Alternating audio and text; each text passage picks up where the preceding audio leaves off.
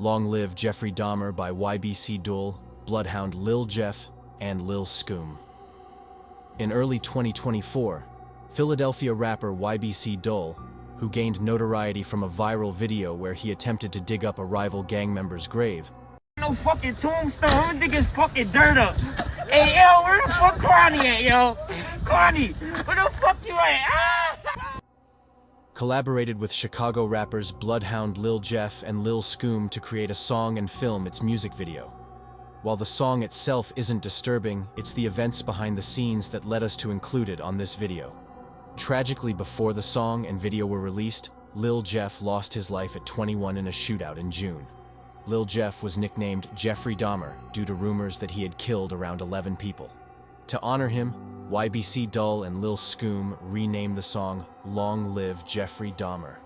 A month later, Lil Scoom was allegedly set up and killed at 18 while getting his hair done at a girl's house.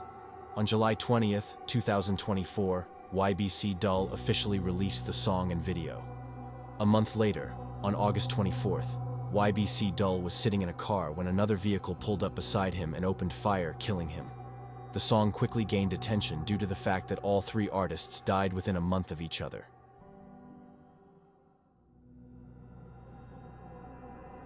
Maxwell's Silver Hammer by the Beatles. On September 26, 1969, the Beatles released their album, Abbey Road. The third track, Maxwell's Silver Hammer, written by Paul McCartney, pairs a catchy, upbeat melody with dark and disturbing lyrics. The song tells the story of a student named Maxwell Edison who becomes a serial killer, using a silver hammer to murder his teacher and a classmate. When he's eventually caught, Maxwell sneaks up behind the judge, and the chorus plays, "Bang bang Maxwell's silver hammer came down upon his head. Clang clang Maxwell's silver hammer made sure that he was dead." The song received mixed reviews from fans and critics.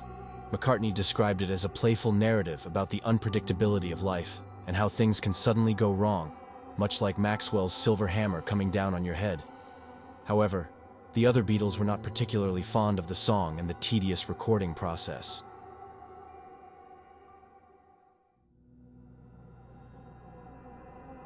Polly by Nirvana. Kurt Cobain wrote the sixth track of Nirvana's 1991 album Nevermind, titled Polly, after reading about the kidnapping of a 14-year-old girl in the newspaper. The unnamed girl was leaving a concert in Tacoma, Washington, when she was abducted by a man named Gerald Friend. He then took her to his mobile home where he sexually assaulted and tortured her with whips, razors, and a blowtorch. The girl later managed to escape when Gerald stopped for gas, and Gerald was arrested and sent to jail. Kurt Cobain later stated that the song was intended to raise awareness, and Nirvana frequently performed it at charity events. Tragically, two men later sang Polly while sexually assaulting a woman.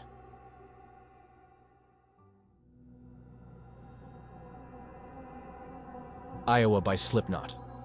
The final track of Slipknot's album Iowa, also titled Iowa, was highly requested by viewers. The song, which runs for 15 minutes, starts after a man kills a woman he was obsessed with. As the track progresses, the man engages in necrophilia, gradually realizing that the reality doesn't live up to his fantasy. He begins to resent the corpse, preferring the thrill of stalking and fantasizing about her. During the recording, lead vocalist Corey Taylor stripped naked, vomited on himself, and broke glass, using the shards to cut himself while recording to break himself down and make the best music.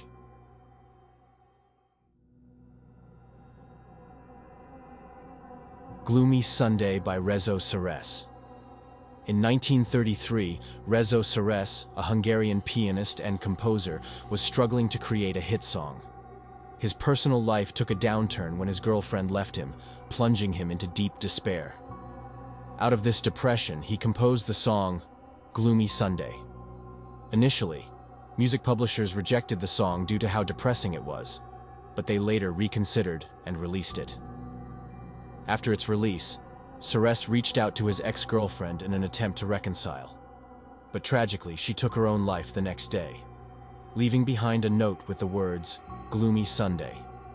Over time, the song was connected to at least 17 suicides in Hungary, leading the Hungarian authorities to ban it from public performance. Despite the ban, Gloomy Sunday spread globally, with over 200 deaths allegedly linked to the song. In 1968, on a Sunday, Seress took his own life by jumping out of his apartment window, fueling the conspiracy theory that the song was cursed. The song remained banned in England for 66 years, until the ban was lifted in 2002.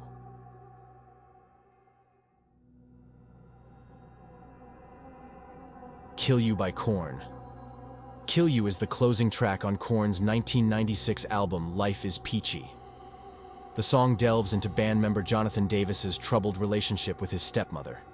In the song, he reflects on how he tried to be a good kid, yet she would punish him for everything. The lyrics describe how she would slap and bully him, conveying the pain and anger he experienced. As the song progresses, Jonathan expresses his rage, talking about wanting to beat and stab her in response to the abuse he endured. Footage of Jonathan breaking down while recording the song was later released, highlighting the raw emotion behind the song.